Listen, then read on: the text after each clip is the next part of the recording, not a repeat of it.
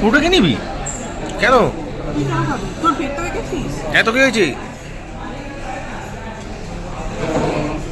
Hello guys, অনেক দিন পর দেখা হচ্ছে। সবাই কেমন আছো? আশা করি খুব সুস্থ আছো, সবাই খুব ভালো আছো। আর আজকের আমার ডেস্টিনেশন দেখে নাও।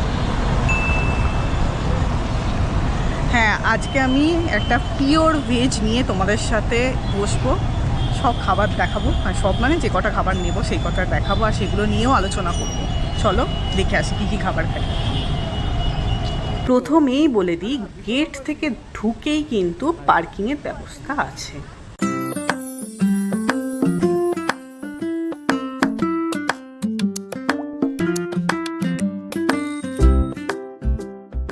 এয়ারপোর্টে যেতে যেতে তোমরা অনেকেই এই ব্রাঞ্চটা দেখেছো হালদিরামসের, তবে জানি না কতজন গেছো। তবে যারা গেছো তাদের এক্সপিরিয়েন্স তোমরা কমেন্টে শেয়ার করতে পারো, আর আমি আমার এক্সপিরিয়েন্স আজকে তোমাদের সাথে তুলে ধরবো।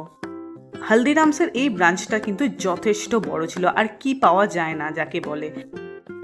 এইটা হচ্ছে মিষ্টির কাউন্টার ছিল, নানা রকমের মিষ্টি তোমরা সবাই জানো। যেমন এই জায়গাটায় ছিল বেসনের লাড্ডু।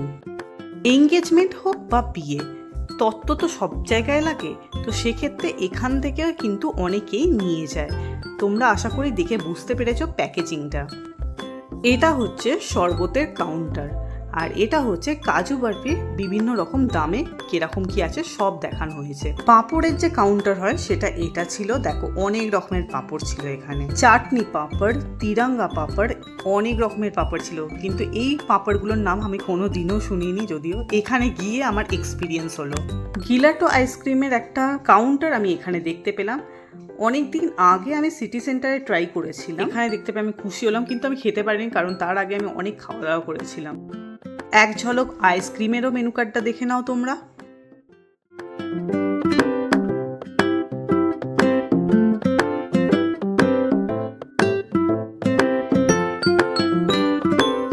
একটা রুটি আছে, ঠিক আছে, আর এইখানে যদি এই জায়গায় যদি পুরি করে দেওয়া যায় আর জিরা রাইস হ্যাঁ হবে, এখানে পুরি নেবে তাহলে এটা করে দিই।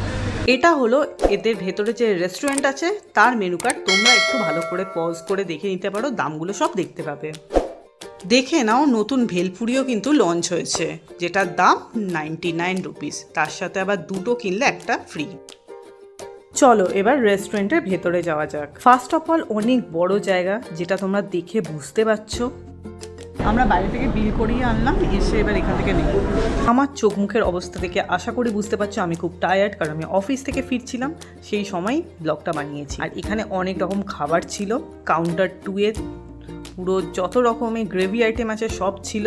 কাউন্টার 3 তে ছিল ঢোকলা, দহিবাড়া, এই কাইন্ড অফ খাবার।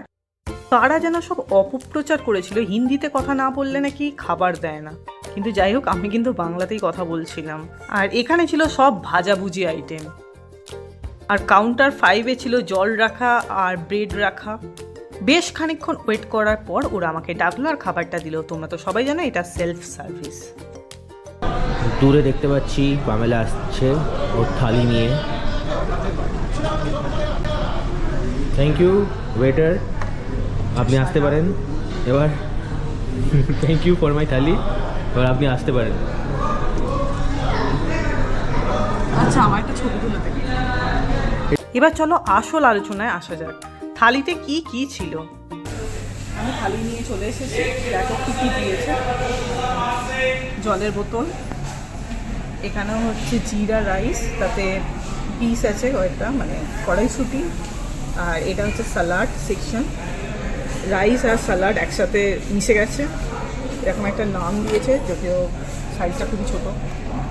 এইখানে একটা পিকল দিয়েছে, দেখো এরকম একটা পিকল। এটা হচ্ছে গুলাব জামুন, সেটা তোমরা বুঝতেই পেরেছো। এটা হচ্ছে চানা মশলা, এটা হচ্ছে পনির, এটা হচ্ছে যে খুব স্পাইসি টাইপের যে পনিরটা, ওটা এটা। আর তার সাথে এরকম একটা ভুজিয়ার প্যাকেট দিয়েছে। এটা কী আছে সেটা আমি দেখতে হবে। হ্যাঁ, এটা হচ্ছে পাপড় দিয়েছে। এই পনির মশলাটা কিন্তু সত্যি খুব ভালো ছিল, তবে এটাকে পিওর ভেজ ভেবো না, এতে কিন্তু পেঁয়াজ ছিল। তোমরা আশা করি ওপর থেকেও বুঝতে পারছো যে পেঁয়াজ আছে। চলো পনিরের সাইজ নিয়ে একটু আলোচনা করবো না। আমি কিন্তু ভালো করে ফোকাস নিয়ে তোমাদের পনিরটা ভালো করে দেখাচ্ছি। যাই বলো, যত দিন যাচ্ছে এদের যেন পনিরের সাইজটা ছোট হতেই থাকছে। গুটি কয়েক পনির দিয়ে আমি নানটা খাওয়া শুরু করলাম। ঠিক আছে, তরকারি পরিমাপটা খুব একটা যে খারাপ দিয়েছে সেটা বলবো না, কিন্তু পনিরগুলো আরেকটু বড় হলে দেখতে ভালো লাগতো, খেতেও তো ভালো ছিলই। দেখো, আমি যখন সমালোচনা করি যেহেতু খাবারের ব্যাপারে, তো আমি একদম সত্যি কথা বলবো। নানটা অল্প একটু শক্ত হয়ে গিয়েছিল, কারণ আমরা অনেকক্ষণ ধরে ভিডিও বানাচ্ছিলাম, তো তাতে তো সময় গেছে, তো একটু ঠান্ডা হলে শক্ত হবে, এটা দোকানদারের দোষ না। আর এটা হচ্ছে চানা মশালা, একদম অথেন্টিক চানা মশলা, একটু কালচে ধরনের হয়, যেমন খেতেও খুব ভালো ছিল, নো ডাউট। আর এটার পরিমাণটা তবুও ঠিকঠাক দিয়েছে আমি বলবো, একদম সুসিদ্ধ, প্রত্যেকটা কড়াই ভালো সেদ্ধ হয়েছে, আর তার সাথে ওই মাখা মাখা গ্রেভিটা তো দুর্দান্ত লাগছিল। এবার এই পুঁচকে পুঁচকে পনিরগুলোকে দিয়ে আমি ভাবলাম একটু পিস রাইস যেটা নিয়েছিলাম সেটাকে একটু ট্রাই করে দেখি। উপরের পোর্শনটা তোমরা দেখতে পাচ্ছ রাইসের, কিন্তু যথেষ্ট ঝরঝরে আছে, ঠিকঠাক আছে। ঝরঝরেটা বললাম ফুড ব্লগার বলে না, পরে তোমরা বুঝতে পারবে কেন জিনিসটা আমি বলছি। তার আশপাশের চালগুলো দেখো একটু সামান্য স্টিকি হয়ে আছে। কিছুক্ষণ ঠিকঠাকই খাচ্ছিলাম, তারপর আসল জিনিসটা ঘটলো। যেটা ঘটলো দেখো তোমরা, কয়েকটা জায়গায় যে স্টিকি হয়ে আছে না, ওই চালগুলো কিন্তু মোটামুটি খারাপ হতে চলেছিল, ভাতটা মানে খারাপ হওয়ার যে আগের অবস্থাটা হয় ঠিক সেই পর্যায়ে। এই পুরোটাকে নিবি কেন? তোর পেটটা দেখেছিস? এত কে হয়েছে?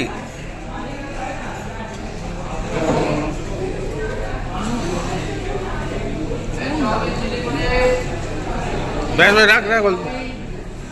পুরো থালিটার দাম নিয়েছিল কিন্তু 280 টাকা।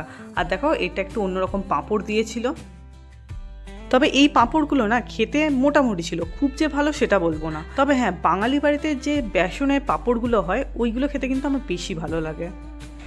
এরপর কেকের একটা সেকশন ছিল, সেটাতে গিয়েছিলাম আমরা, যেখানে চকলেট কেক থেকে শুরু করে মুজ ছিল, চকলেট মুজ, পেস্তার মুজ, গোলাপ জামুন মুজ, তারপরে পেস্ট্রি ছিল অনেক রকমের, সেটা স্ট্রবেরি হোক বা হোয়াইট ফরেস্ট, ব্ল্যাক ফরেস্ট, নানা রকমের পেস্ট্রি ছিল, আর সন্দেশও ছিল।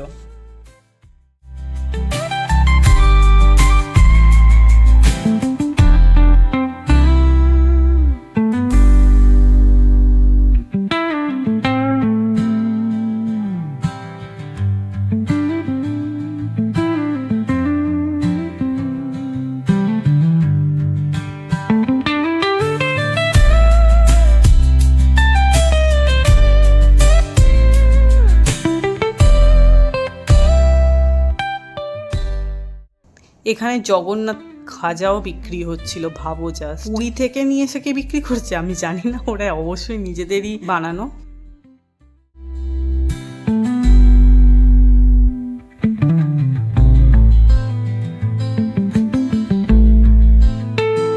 হট মিক্স আছে, ও আচ্ছা, সব মিক্স করে এখানে মশলা টশলা দিয়ে এখানে মিক্স করে বানিয়ে দেওয়া হয়। ওকে, এখানে সব দিয়ে এখানে করে মশলা রেখে। তো আমি বাড়ির জন্য নিয়ে নিয়েছি, দেখতে পাচ্ছ আমার হাতে চলে এসেছে, আর আমার যা বলা সেগুলো তো ভয়েস ওভারে দিয়েই দিয়েছি। আশা করি তোমাদের খুব ভালো লেগেছে ভিডিওটা। আর ভালো লাগলে ভিডিওটা কী করতে হয় তোমরা জানো, লাইক শেয়ার অ্যান্ড সাবস্ক্রাইব করে দিও। বড্ড বেশি হর্ন বাজছে।